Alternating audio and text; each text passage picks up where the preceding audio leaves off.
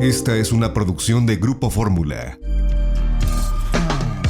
En el estudio de Eduardo, con Eduardo Ruiz Gili. Mi invitada esta noche posee un currículum impresionante y lo voy a leer porque es impresionante. En 2011 participó activamente en la creación y aprobación del convenio 189 y de la recomendación 201 sobre el trabajo docente para los trabajadores y los trabajadores domésticos de la Organización Internacional del Trabajo, que se aprobó en junio de 2011 en Ginebra, Suiza. El periódico argentino El Clarín la considera una de las mayores luchadoras por los derechos de los empleados domésticos en Latinoamérica. La revista Forbes la considera una de las 100 mujeres más poderosas de México en 2019. El periódico Universal la reconoció como una de las 103 mujeres líderes por su trabajo en la defensa y promoción de los derechos humanos laborales de las personas trabajadoras del hogar desde hace más de 30 años. Ha sido galardonada con estos premios. En 2006, el premio Hermila Galindo, otorgada por la Comisión de Derechos Humanos del Distrito Federal. En 2010, el premio de Derechos Humanos de la Friedrich Ebert Stiftung de Alemania. En 2003, el Premio Nacional por la Igualdad y la No Discriminación, otorgado por el CONAPRED aquí en México. En 2017 la medalla Omezíhuatl, otorgada por el Instituto de las Mujeres de la Ciudad de México. En 2018, la medalla al mérito Hermila Galindo, otorgado por el Congreso de la Ciudad de México a través de su Comisión de Igualdad de Género. En 2021 fue reconocida por la BBC, la gran cadena noticiosa británica, como una de las 100 mujeres más inspiradoras e influyentes del mundo. Mi invitada de esta noche es originaria de Tierra Colorada, Apasco, en Nochistlán, Oaxaca. Hija de una familia campesina de origen mixteco. Al terminar la primaria, se vio obligada a dejar a su familia y sus estudios para venir a la Ciudad de México y ponerse a trabajar, y a los 14 años empezó su trabajo como trabajadora del hogar. Y ella es mi invitada de esta noche, que me da mucho gusto darle la bienvenida, porque, Bárbara, por más que leo tu currículum, Marcelina, es como un currículum de un sueño impresionante. Marcelina Bautista es fundadora del Centro de Apoyo y Capacitación para Empleadas del Hogar y del Sindicato Nacional de Trabajadoras y Trabajadores del Hogar, la primera organización sindical que agrupa personas trabajadoras del hogar en México. Bienvenida otra vez a platicar conmigo, Marcelina. Eduardo, muchísimas gracias. Qué gusto nuevamente pues estar aquí para platicar un poquito, y como menciona, pues yo muy contenta de tener una experiencia más allá, ¿no? De todo el activismo realizado para la defensa de los derechos de las trabajadoras del hogar. También he tenido un crecimiento personal, ¿no? A ver, tú llegas a los 14 años. ¿Hablabas español o nomás hablabas mixteco? Solo mixteco. O sea, que llegaste sin saber español y aprender español y ponerte a trabajar. Así. Creo que el término que antes usábamos para las trabajadoras del hogar era sirvientas, que creo que es un término, qué bueno que va en desuso, porque implica cierta forma de servidumbre, de esclavitud. Porque si usáramos el término sirvientas para cualquier trabajador del hogar, pues tantas amas de casa estarían en la misma categoría. ¿Cómo te fue como trabajadora del hogar a partir de los 14 años? No todas las experiencias han de haber sido buenas. Pues no todas. Encontré algunas familias que como acostumbrábamos a decir, ¿no? Es parte de la familia, y entonces uno desprenderse de sus familias y estar en un hogar que más o menos te traten y te den comida o casa, pues ya vas considerando también como esa parte, pero olvidas lo más importante, que es establecer una relación laboral y tener los derechos que cualquier persona goza, ¿no? Como trabajador o trabajadora. Entonces, pero la mayor parte de los 22 años que trabajé como trabajadora del hogar era pues actitudes discriminatorias, maltrato, abuso laboral, incluso sexual, el cual como trabajadora del hogar, pues prácticamente de 5 a 10 años para atrás no sabía nadie qué hacer. Y quienes contratan, pues tampoco tienen tan claro las leyes y ver el trabajo del hogar a las trabajadoras del hogar como la contratación de que voy, Claro. la consigo por medio de la familia, de una amiga, van a los pueblos o de alguien que les recomienda. Entonces no hay un medio que pueda justificar pues la relación que debe de permanecer o establecer a través de un contrato. Entonces, Claro. hasta 2019 que se ha reformado la ley y hoy debe de exigir una relación de trabajo a través de un contrato por escrito, que así lo marca la ley, incluso el Convenio Internacional del Trabajo, el convenio 189 prácticamente específico para las trabajadoras del hogar. Entonces, pues esa relación pues sigue permeando ahorita la vida, ¿no? Laboral de las trabajadoras del hogar y por ello pues sí importante recordar cómo esta situación que usted marca muy claro, ¿no? Desde el nombre, desde cómo usan al nombrar a las trabajadoras, pues así es el trato de servidumbre, ¿no? De todavía ver esta idea de la esclavitud, pero un poco más moderna ahora. Sí, la sirvienta o la muchacha. La La muchacha, muchacha, que puede ser una señora mayor y le siguen diciendo la muchacha. Una sí, pregunta, ¿cómo conseguiste tu primer empleo llegando de Oaxaca y no sabiendo español? sí, yo tenía a mis tías que vivían en la Ciudad de México, algunas trabajaban en casas también, entonces, bueno, cuando yo vine es que ya tenían un trabajo para mí. Mm. Entonces me colocaron con amigas de sus empleadoras y así yo entré en una casa con una familia de una pareja con una hija que vivía ahí con ella y otra que vivía aparte con una bebé. Entonces, pues fue mi primer trabajo y pues O sea, que ya. tú eras una niña y tenías que cuidar a un bebé.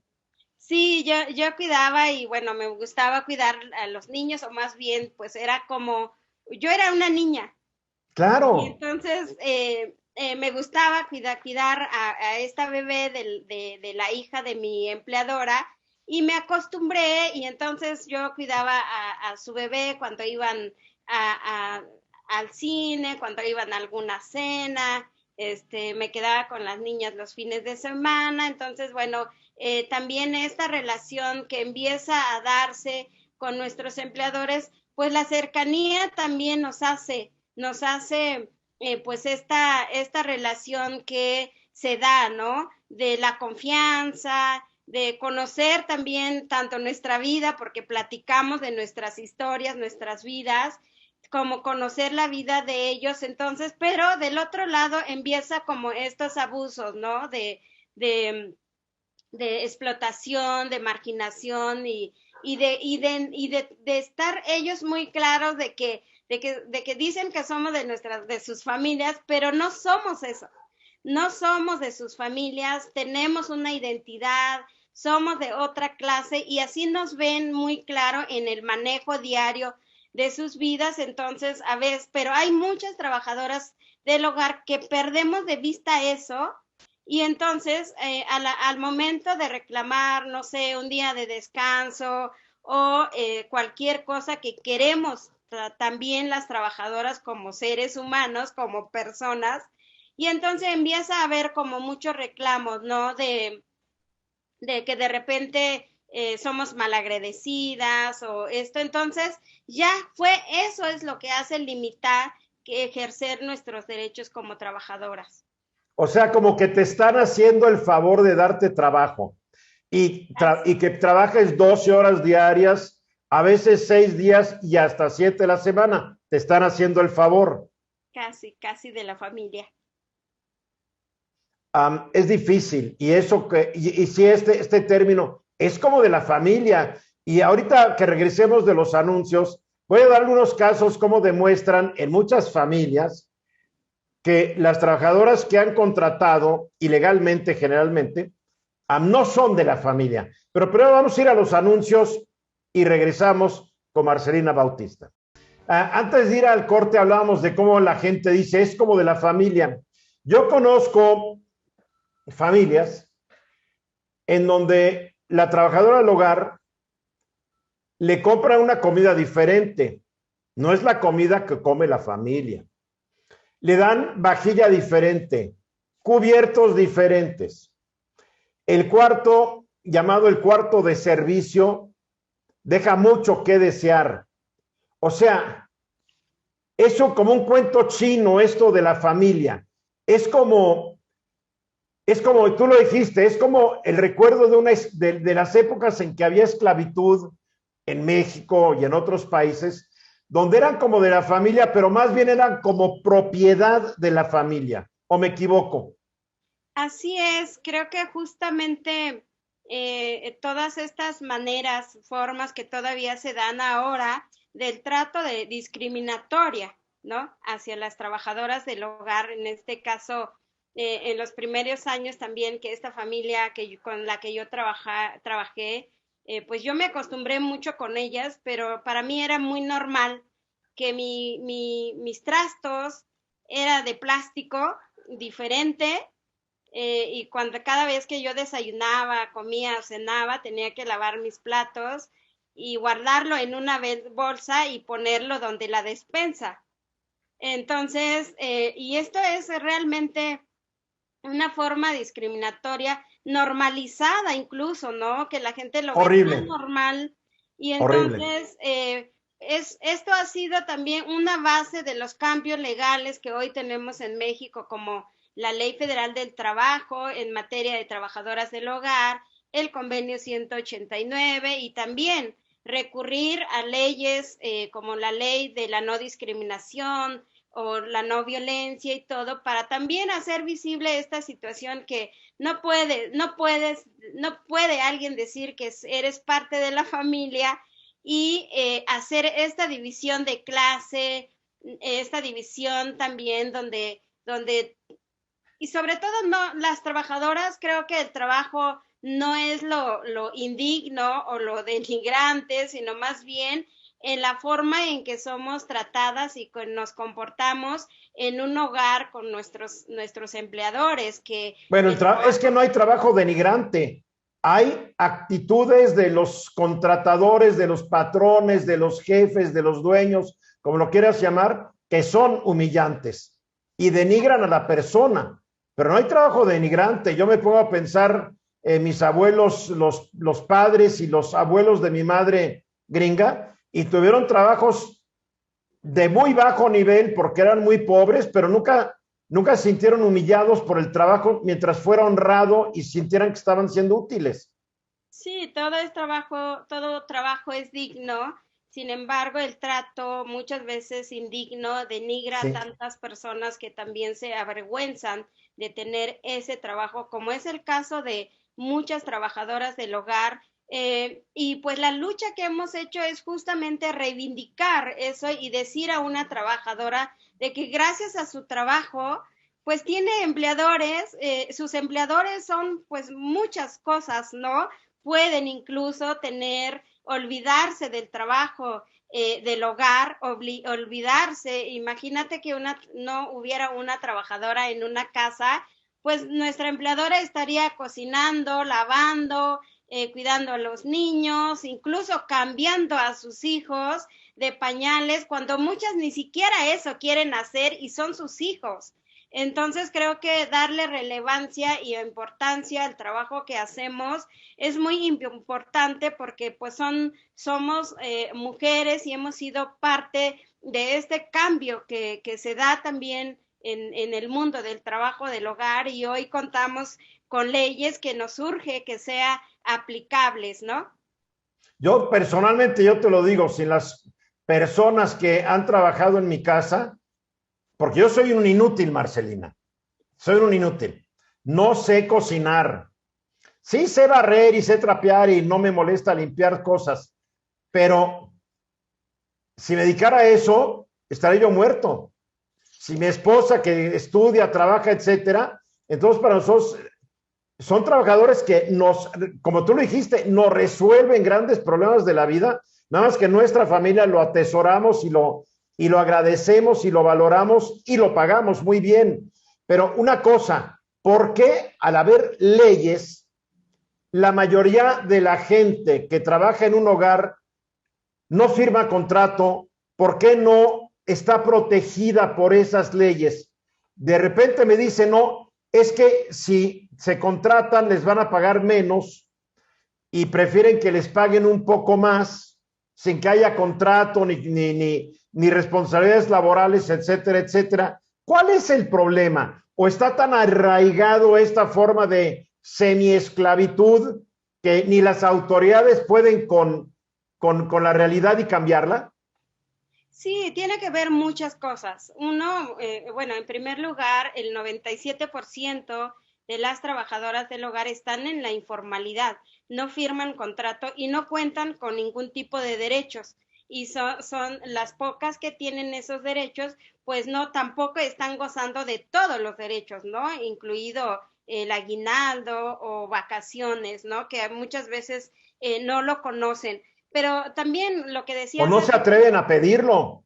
exactamente, no se atreven a pedirlo y hay un desconocimiento de esos derechos que tienen, pero también la parte de los empleadores o las empleadoras están acostumbradas, ¿no? A pensar de que si firmo contrato me van a demandar, si doy seguridad social no, porque le pago muy bien. Y entonces no está regulado muchas cosas, ¿no? El primero es que de todas maneras, si infringe o haya una arbitrariedad de los derechos de las trabajadoras del hogar, tarde que temprano van a demandar. Así es que no es Con o sin firme, contrato. con o sin contrato. Y por el otro lado, esta normalidad que se da entre la trabajadora y una empleadora es también como esa comodidad, ¿no? De decir, ah, bueno, gano un poquito más, pero también se olvidan que teniendo seguridad social van a tener beneficios y no solamente ellas, sino sus familiares más cercanas que van a poder ser beneficiarias y los empleadores otorgar seguridad social también es beneficio para ellas porque así tienen a una trabajadora que duran más en sus casas y que también la tienen protegida y de repente hay un accidente de trabajo y pues van a tener que desembolsar más que teniéndola asegurada. Entonces, bueno, hay unos que en vez de desembolsar, los despiden.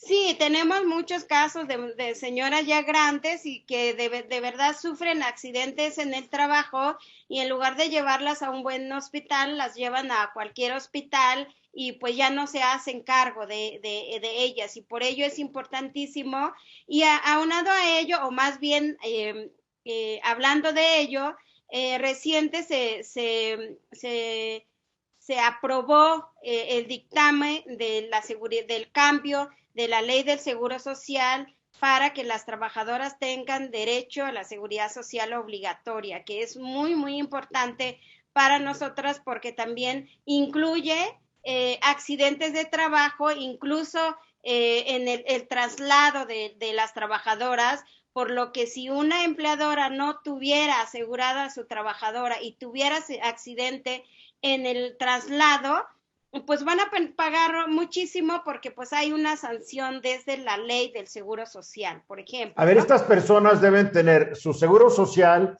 que les va a dar derecho a una pensión y a una jubilación.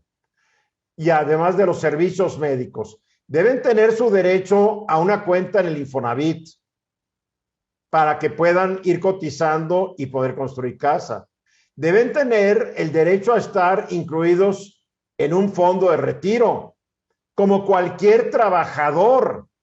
Así es justamente este seguro aprobado, que esperamos que pronto también sea ya cambiar la ley y que también las trabajadoras del hogar conozcan estos derechos que van a tener. Incluye 5 derechos, excepto la vivienda, que es una de las cosas también que desde el marco legal, pues hay discriminación, ¿no? Y vamos a Claro. tener que cambiar la Ley Federal del Trabajo para que nos incluyan al derecho a la vivienda. Así que, pues los avances que hemos estado dando y que todos los días también estamos luchando porque eso se aplica,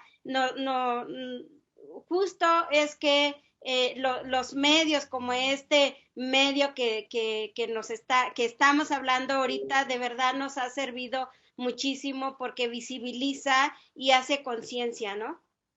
Bueno, es que también hay que pensar cuántos diputados, senadores que aprueban la ley, la aprueban pero no la cumplen, son los primeros irresponsables y rolleros, ¿no?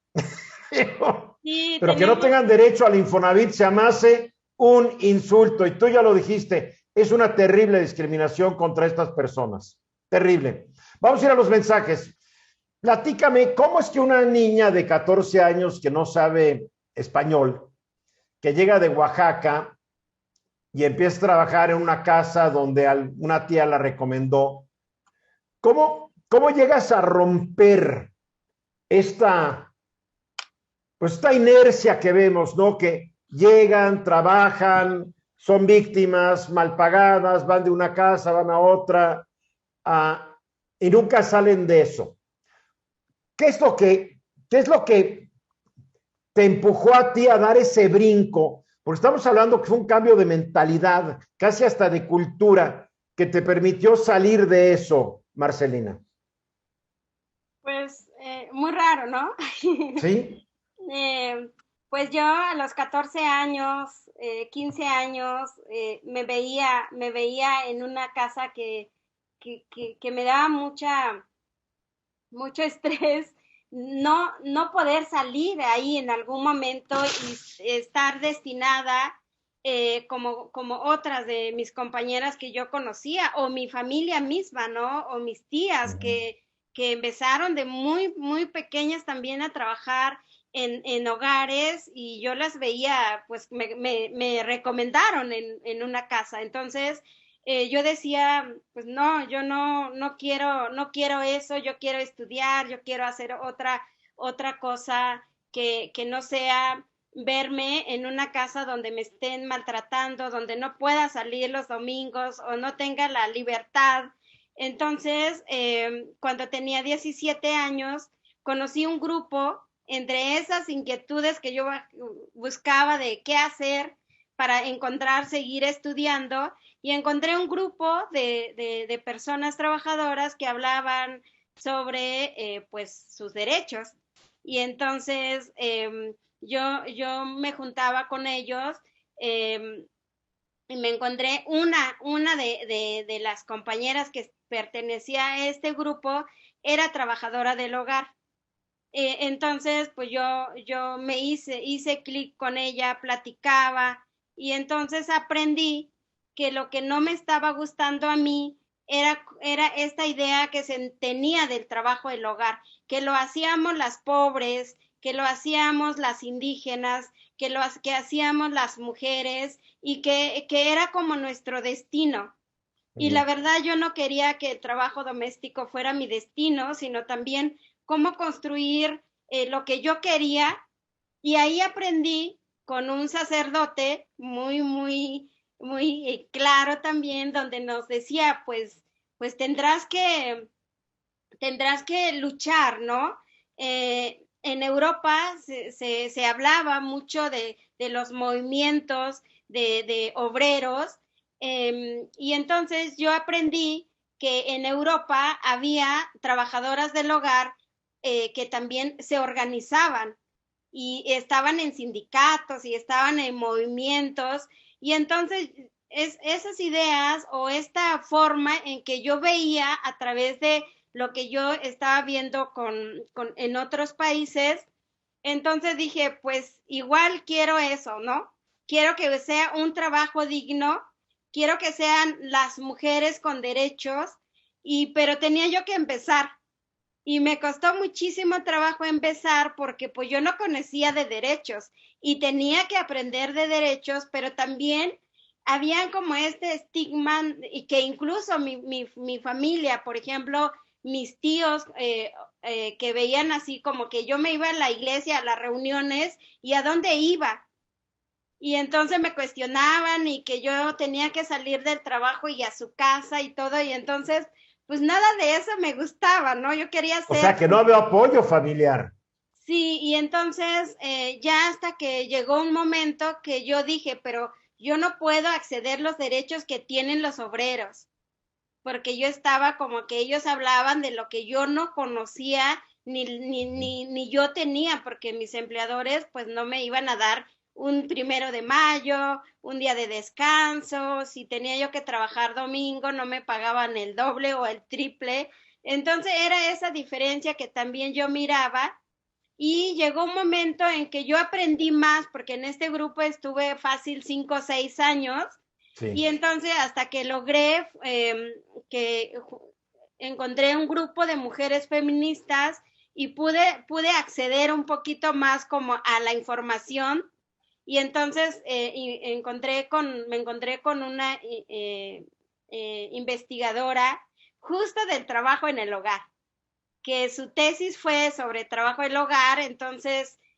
así fue que me involucré en esto, pero me enfoqué mucho en las leyes. No estudié leyes, empecé con estudiar la Constitución, la Ley Federal del Trabajo, involucrarme con la parte internacional y pues lo que sé fue todo lo que he aprendido en la práctica, en el camino, en mi participación en estos espacios internacionales, ¿no? Qué increíble, qué historia. Am, y todo porque te enteraste en la iglesia de un movimiento de trabajadores. Así es. A mí me gusta mucho lo que haces, me gusta mucho lo que dices, pero me sigue preocupando cómo romper esta actitud colonial que seguimos teniendo en México ante las trabajadoras y los trabajadores del hogar. ¿Cómo romper esta actitud de que les hacemos el favor de darles empleo, les hacemos el favor de que salgan el domingo, les hacemos, o sea, cómo romper esta actitud, pero de ambas partes? Porque así como están los jefes, los patrones con su actitud de dueños del esclavo, está el trabajador que tampoco es consciente a veces o muchas veces de que tiene los mismos derechos que cualquier trabajador y que a veces por temor a que no lo contraten, prefiere no exigirlos. ¿Cómo resolver eso? Pues este trabajo es tan complicado, la relación tan compleja, la necesidad tan actual y tan de diario de las mujeres que realizan este trabajo, pues limita mucho, ¿no? Al ejercicio de los derechos. Y así como fuimos, nos costó muchísimos años, casi 20 años, para que hoy contemos con leyes como la Ley Federal del Trabajo, el Convenio 189, como una norma internacional, ahora el tema de la seguridad social. Y entonces, cuando empezamos nuestra lucha, pues no sabíamos ni teníamos nada. Y logramos esto que hoy nos da como una herramienta ya en las manos para exigir y demandar nuestros derechos, pero como usted dice, tenemos que empezar por estas dos poblaciones que muchas veces están en la necesidad de todos los días ocupar a alguien en su casa, pero también la otra necesita, y entonces no, y olvidan una relación laboral justa, una relación basada en derechos y obligaciones, una relación que se tiene que mirar desde un marco normativo. Así que tenemos que empezar a cambiar este paradigma en una cuestión de que pues no hay de otra, que la ley se tiene que cumplir y los empleadores, las empleadoras tienen que usarla, las trabajadoras del hogar tienen que exigir. ¿Qué estamos haciendo para esto? Tenemos una agenda nacional de 10 puntos. Uno de ellos es trabajar a través de campañas que permita llegar a las personas empleadoras a cambiar esta cultura de ver el trabajo como servidumbre o las trabajadoras como servidumbre, esclavas Claro. y todo, y a la trabajadora capacitarlas, organizarnos para que también ambas podemos caminar juntas. Tampoco podemos rivalizar pues esta cuestión porque pues estamos bajo un mismo techo y Claro. tenemos que generar una comunicación y pues incluso, ¿no? De eliminar pues la discriminación, la violencia para Bien, avanzar juntas. te voy a interrumpir para ir a comerciales y regresamos. Muy bien. Estamos aquí de regreso con Marcelina Bautista, quien es la fundadora del Centro de Apoyo y Capacitación para Empleados del Hogar y del Sindicato Nacional de Trabajadores y Trabajadoras del Hogar. Marcelina, en las casas donde la gente trabaja, los trabajadores del hogar y las trabajadoras del hogar, los que mandan son el señor y la señora, mandan y mandan y mandan, y su palabra es la ley, son como los reyes y las reinas del castillo. De repente hay hijos adolescentes que o están mal educados o están mal controlados o algo tienen que quieren abusar o abusan de estas trabajadoras, pero también a veces los señores de la casa abusan, son hostigadores o son violadores sexuales o humillan de una manera impresionante a estas trabajadoras o trabajadores. ¿Qué tan extendido es el problema? Porque te enteras de cada cosa, pero tú dices, ¿ha de ser excepcional o es más común de lo que imaginamos? Pues sigue siendo grave, Eduardo, porque pues es un trabajo invisible. Sí. Es un espacio que no hay una ley que rija el comportamiento de la familia dentro de los hogares. Y ahora ya el trabajo del hogar ya no es en la casa donde hay una trabajadora, dos, tres o hasta cinco trabajadoras del hogar, ya no es un espacio privado, ya es un centro laboral el cual debe de haber una inspección. Y eso es lo que va a ir haciendo las leyes, como el Seguro Social, para ver las condiciones de trabajo en que se da estas actividades. Así que, primero, ¿no? Empezar a respetar los derechos de las trabajadoras del hogar, ya no ver la casa como un lugar privado, ya es un centro laboral que debe ejercer los derechos o respetar los derechos y la relación laboral con las personas trabajadoras. Una cosa, lo ideal sería que las personas no vivieran en la casa de sus contratadores. Lo ideal sería, como en los países muy desarrolladitos, es de entrada por salida. Ah, ¿me quieres viviendo aquí? Pues te va a salir lo doble. Justo, exactamente, creo que eso es lo que tiene que ir aprendiendo las personas empleadoras, porque realmente quien necesita que vivan en su casa son las personas empleadoras.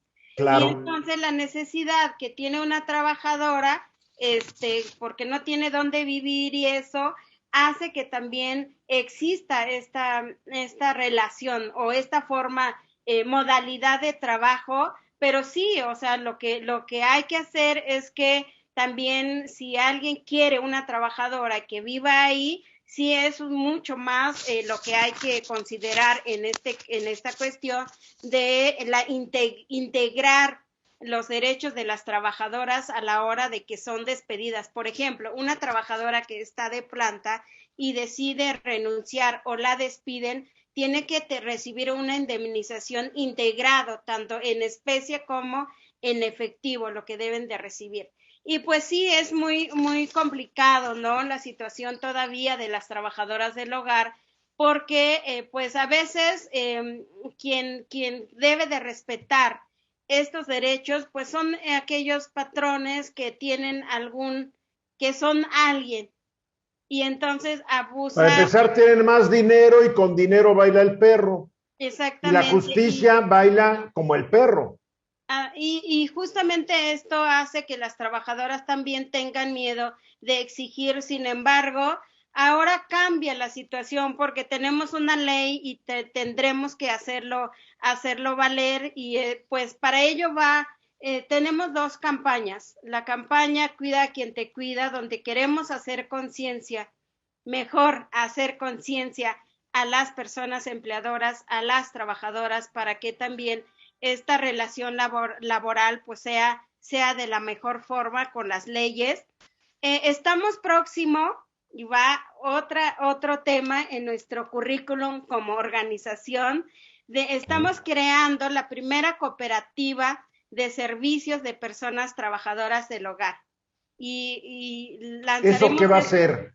Esta es una cooperativa que justamente surge a través de este problema que acabamos de vivir o estamos viviendo con la pandemia en el 2020, que muchísimas trabajadoras se quedaron sin empleo y que fueron trabajadoras que las mandaron a sus casas sin pago alguno, y tuvieron que buscarle mucha forma para sobrevivir al menos los primeros 6, 7 meses. Y entonces estas compañeras se capacitaron, las capacitamos, y surgió la idea de crear una cooperativa donde ellas se colocaran de manera formal con las leyes en los hogares. Entonces van a prestar 5 servicios, que es cuidado de adultos mayores, Bien. Niños, limpieza, cocina, incluso mascotas. Y entonces bien. Vamos a lanzar esta cooperativa el 27 de marzo en el marco del Día Internacional de las Trabajadoras del Hogar. Ese día te voy a entrevistar en el programa, ¿eh? Ya, muy bien. Para que Francine lo apunte en su agenda. Muy bien, pero también justo el 8 de marzo estamos lanzando una campaña que buscamos fondos para apoyar a esta cooperativa. Entonces, queremos que justo el día 8 de marzo que nos ayuden a ser parte de esta cooperativa, apoyando, cambiando nuestras historias como mujeres trabajadoras del hogar. Y si aportan para esta cooperativa, de verdad que van a aportar para estas 24 mujeres que están entusiasmadas en también cambiar, mejorar su condición de vida, de trabajo, así como las demás compañeras que seguramente se sumarán a esta cooperativa y trabajar. Esto va a ser en la zona metropolitana, en la Ciudad de México, me imagino. A nivel nacional estamos con 5 estados: Oaxaca, Jalisco, Estado de México, Ciudad de México y Morelos. Y qué bien. 24 compañeras que crearán la primera cooperativa en México, que pinta con toda esta idea y esperanza de mejorar sus condiciones de vida y no pasen como lo que les pasó en un temblor, en un sismo, como lo que les está pasando en esta pandemia. Entonces buscamos fondos para que estas compañeras puedan crecer o puedan implementar esta cooperativa de servicios para personas trabajadoras del hogar. Qué excelente idea, porque la verdad yo no puedo concebir que en la pandemia la gente haya dicho vete y hazte bolas, porque la pandemia en un país que presumimos de ser solidarios, pero que no somos, era el mejor momento de mostrar solidaridad con la gente que nos ayuda tanto. Vete a tu casa, cuídate o quédate aquí, pero vas a ir ganando dinero. Así fue, muchas trabajadoras se fueron sin pago, no lograron regresar sus trabajos. Ellas son 24 que están armando esta cooperativa. Algunas trabajadoras siguen trabajando, no las dejan salir los domingos, y la verdad ¿Cómo es que no? No son esclavas. Es que aquí viene mi pregunta. Tenemos leyes, pero también la autoridad debería ser la encargada de proteger y que se hagan cumplir estas leyes, porque yo creo que muchos de los que deben hacer cumplir las leyes son los primeros que la violan. Así es, tenemos una trabajadora que justo nos está diciendo, ya llevo en toda la pandemia y no me dejan salir, nos dijo en diciembre, y estamos en febrero y nos dice que no las dejan salir, y entonces son cosas que enfrentan las trabajadoras, y esta manera de ir encontrando, de resolver su situación, pues es esta cooperativa, y pedimos su ayuda, que el 8 de marzo nos siga en nuestras redes sociales, donde queremos que nos apoye a ser parte de esta cooperativa con las trabajadoras del hogar. Oye, ¿y cuáles son esas redes sociales para que podamos seguirte? Sí, exactamente. Estamos en Facebook como KCMX, como Twitter también es KCMX, o KCMX, CACMX. CACEHMX. Bien. @KCMX, nos van a encontrar en nuestras redes sociales, y de verdad exhorto y quiero usar tu medio para pedir apoyo a todas las mujeres que puedan, personas, hombres, mujeres, que nos apoyen a crecer, a que también nuestras vidas cambien y que también construyamos en estas mujeres, y que seguramente van a llegar otras formas de buscar a estos. De acuerdísimo. Bueno, ya estamos tú y yo emplazados. El 8 de marzo, que es martes, en el programa de la tarde te voy a entrevistar para que nos hables de esto, y el 27, que es domingo, lo pasamos para el viernes 25 o lunes 28 y lo platicamos, ¿te parece? Sí, o el 30 de marzo, que es el Día Internacional de las Trabajadoras del Hogar. Muy bien, Marcelina Bautista, te admiro mucho, felicidades por lo que has logrado y platicamos pronto. Muchísimas gracias, un abrazo. Gracias, Marcelina Bautista, fundadora del Centro de Apoyo y Capacitación para Empleadas del Hogar. Gracias. Esta fue una producción de Grupo Fórmula. Encuentra más contenido como este en radioformula.mx.